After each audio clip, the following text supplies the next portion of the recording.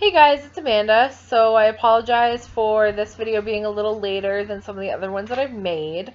I was busy being in Maid Med in Portland with my best friend. And I'm now an aunt to a little girl. Her name is Vivian Ileana, and I love her very much.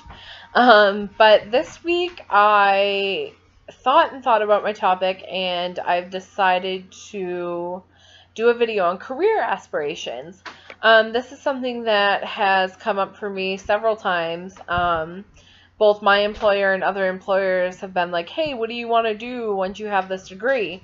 So I took some time to think about it, and I think it's an important topic because there's a lot to consider when you're considering what to do with your degree. I want to kind of step back a little bit and do a precursor in this video. When I initially got my undergraduate degree, I got it in social work, psychology, and education. Obviously, I didn't exactly know what I wanted to do, but I thought maybe I wanted to go into psychology and do some research and some psychological testing. That's something that's needed in my rural community, but when I looked more into psychology, I realized that it was really kind of sterile and depersonalized, and so I took some time to kind of work some different areas in social work before I decided to pursue my master's. And my current job in children and family services kind of sparked the desire to have an MSW for me.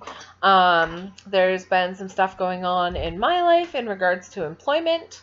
So I have actually done a couple of job interviews lately, and in both of the interviews that I did last week, they asked me, like, what is your long-term goal in the field of social work? So that's where I'm getting this video. So I did some research on the various things that you could do with an MSW on a micro and a macro level scale. And so I think the first important part to figure out or kind of have an idea of is what area you want to practice in. The list that I looked at had anything from grief and loss counseling to marriage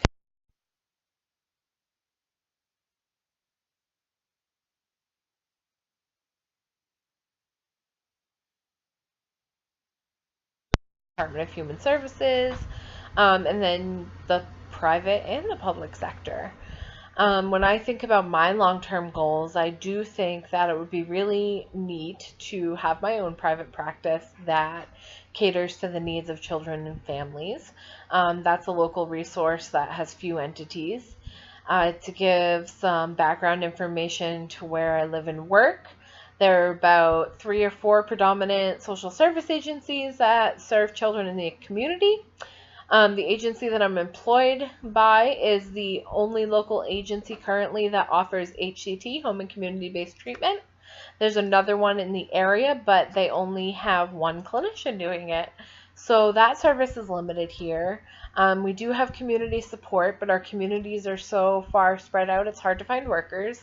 And then we do have outpatient clinicians, but with technology, the agency I work for, the agency that I'm interning at, and other agencies locally are looking at ways to bring services to people who either can't make the trip to the office or have other issues that don't allow them to do so. So one of the neat things about my paid employers, they've started offering telehealth. That's basically a service where you can receive counseling from the comfort of your home, and they've recently signed a contract to start offering that to veterans with PTSD and chronic medical conditions as well, so I think that's really unique. I surprisingly got called into one interview because of my skills that I have currently in problem solving and connecting with people. There was a case management position open, and someone actually recommended me for it, and I got the call. And it was a really good interview, and I really got to learn more about the administrative side of social work and networking and community resiliency and being a collaborator and an advocator, which I do in my personal life and professionally. So that was a really unique opportunity. And although I didn't get that position, at the end of the day, it had me more thinking about what I do want to do.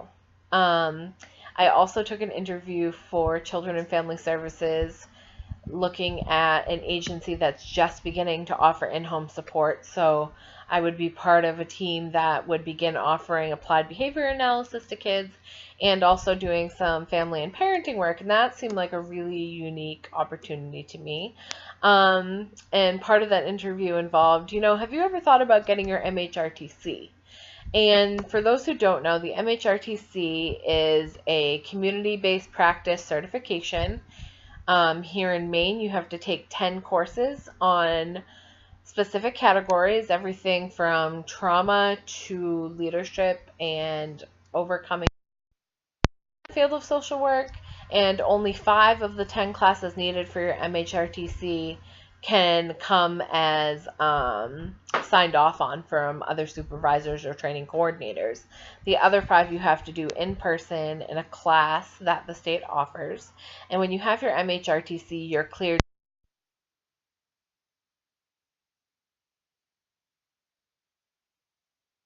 Community integration specialists have that MHRT1 certification. So I know this video is a little long, but I say all that to say that I've gotten some unique experiences in the past few weeks, some through my internship and some through my paid employer, to really look at, do I want to get these additional certifications? I answered the MSW survey about them potentially offering a postgraduate certificate of some sort in social work.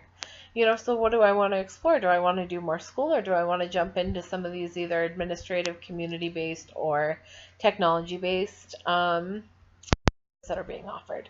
So my question for you guys this week is, have you considered your career path?